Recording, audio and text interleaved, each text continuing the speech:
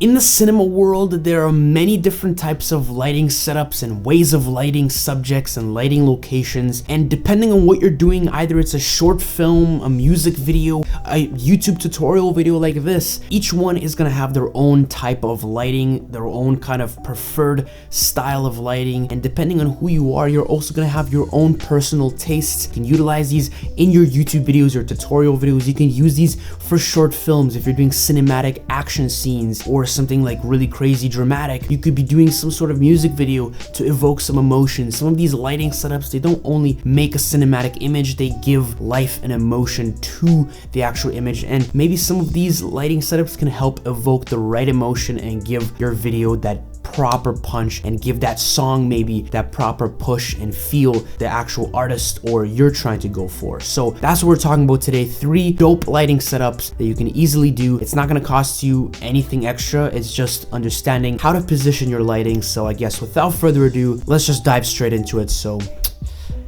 yeah. A great time out here. So much fun things to do. So have a fun time. You know, like I feel like I don't. So let's first start off with kind of understanding lighting setups in general. There are actually multiple different ones, but the most popular one, the one that you need to understand as the basic one, is the 2/3 point lighting system. And I'm personally using the 3-point lighting system. I'm using the key light, which is lighting me personally, like lighting me, the subject. The key light, it's the biggest source of light in the actual shot. That is the key light. And behind me right there on the left, I have what is called a hair light or a backlight, whatever you want to call it. Kind of gives that nice kind of around my face.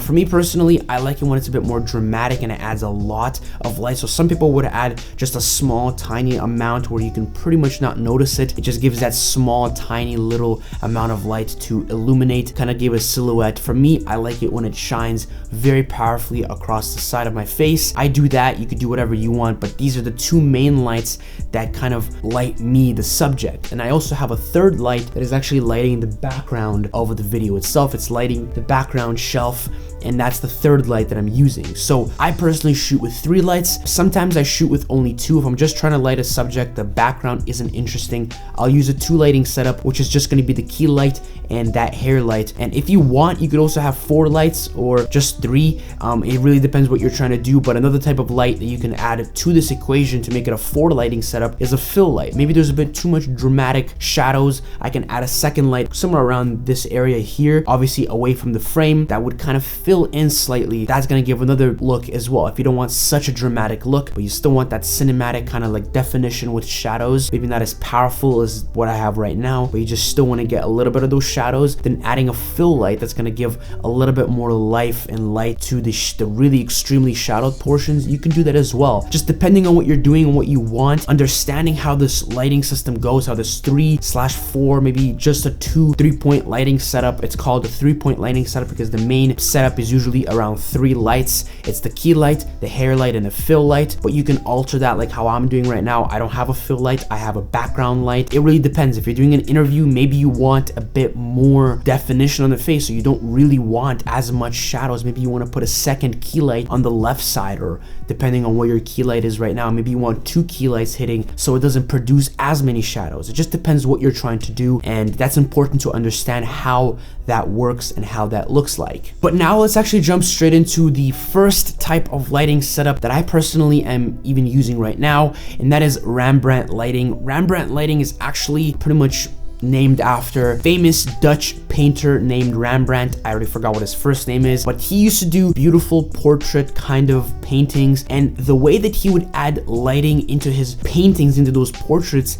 was really unique. It's something that Hollywood and cinema has taken over and utilized. It's kind of that really cool lighting setup where there's a lot of dramatic shadows, but the cool thing, on the opposite side of where the light is hitting, for me personally, it's hitting on my right side of the face, or depending on how you're watching this, it's on the left side, but it's hitting my right side of the face. The key light is on the right, which means the left side of my face has the dramatic shadows. And what Rembrandt lighting does is it opens up this nice kind of triangular beam of light on this side of the face. Most of the face is shadowed, but the way that I have this light set up for the type of taste and the type of lighting I like, it's not a completely correct style Rembrandt lighting, which I'm going to be showing you guys on screen a different different way of doing Rembrandt lighting, but it's very simple. It's a really dope, unique, awesome look that you can use on anything, like YouTube videos like these, music videos, interviews, cinematic kind of talking head moments in movies. And if you've ever seen movie posters, especially things like if you've ever seen the Avenger poster or Iron Man or other cool movies, you know that most posters have that triangular Rembrandt lighting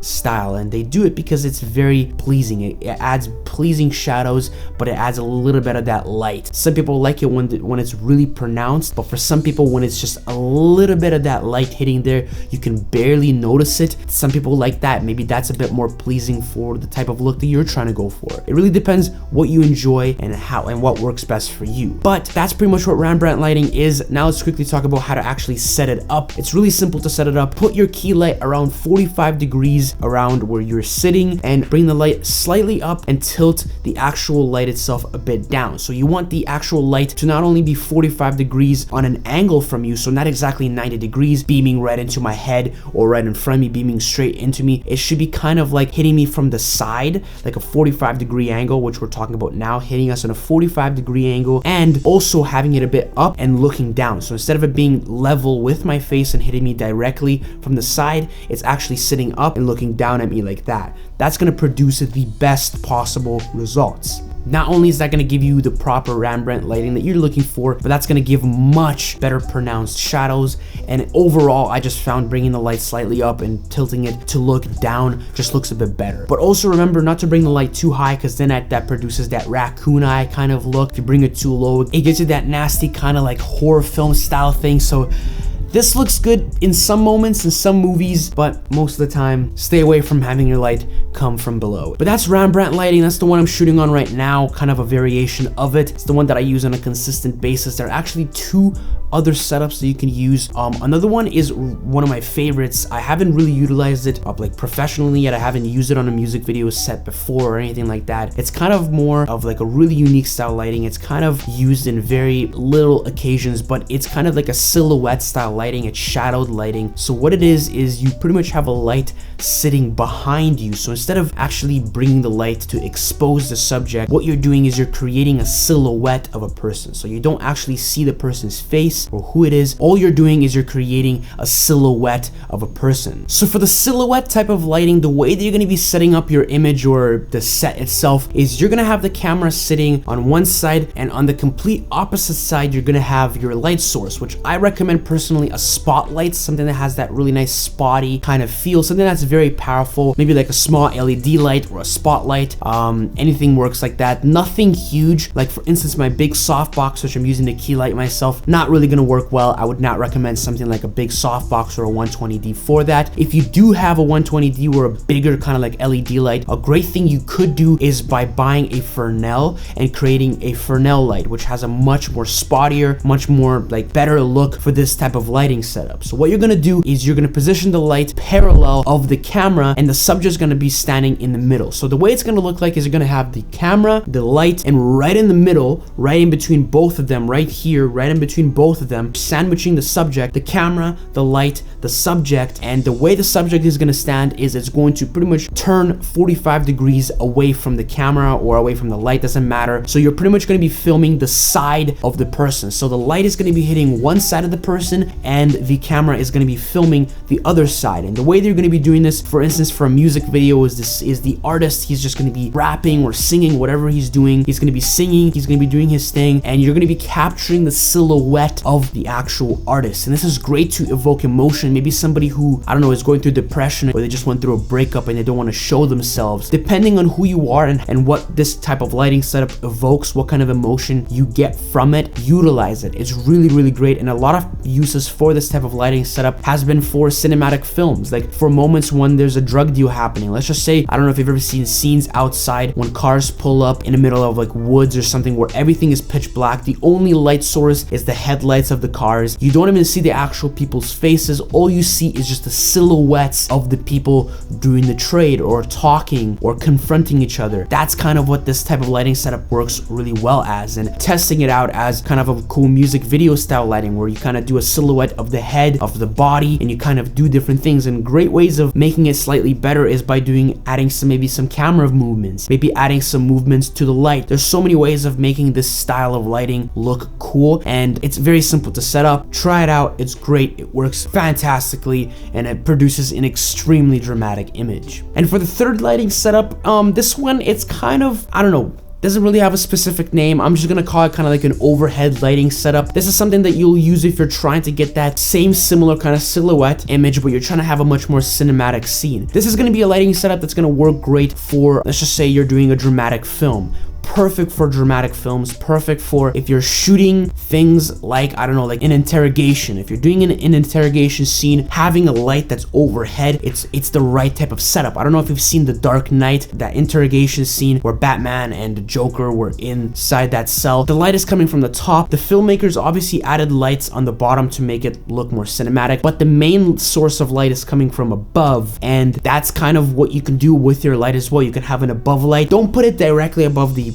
actual person, because that creates deep raccoon eye look and it looks absolutely terrible. It looks disgusting. Have it still slightly on an angle where it's not directly overhead, but it's quite a bit higher, and technically it is an overhead light. You can color it. You can pretty much replicate scenes of being over a lamp post. You can replicate a scene if you've ever seen buildings or bunkers that have hanging bulbs, hanging lights, and that you can replicate that type of look as well. The overhead light is fantastic for action films, something that you can also use for music videos. You can grab that light, put it overhead, and swing that thing around the subject. That creates some really cool dramatic lighting that's really, really cool. It creates a ton of shadows on the face, on the lower portions of the face, ton of shadows on the nose, a bit of shadows on the eye area, and it creates something really amazing, especially if you have an overhead for music videos and you move it around. You can really get some dope things. But without further ado, hopefully you kind of got something out of this. Hopefully you learned something new. Hopefully now you can incorporate this new lighting techniques to your advantage. I want to do more lighting videos. I think this is my first official lighting video that I've ever done. More on the way. I want to make some videos on cheap lighting, how to get some nice, good looking lighting for cheap. The lighting setup I've been using in this video has been 3 lights, and the total cost for everything has been under $200. So my lighting setup for this video has been under $200. If you guys want to pick up the lights that I'm using in this video, links are going to be down in the description for Amazon affiliate links. If you guys want to support me, purchase through those links. I'm going to get a kickback and a commission from that. That's going to support the channel. But without further ado, hopefully you guys enjoyed. If you guys did, like, subscribe. We post videos every single week. I'll see you guys next time. Follow me on Instagram. We post content on there as well. Peace out.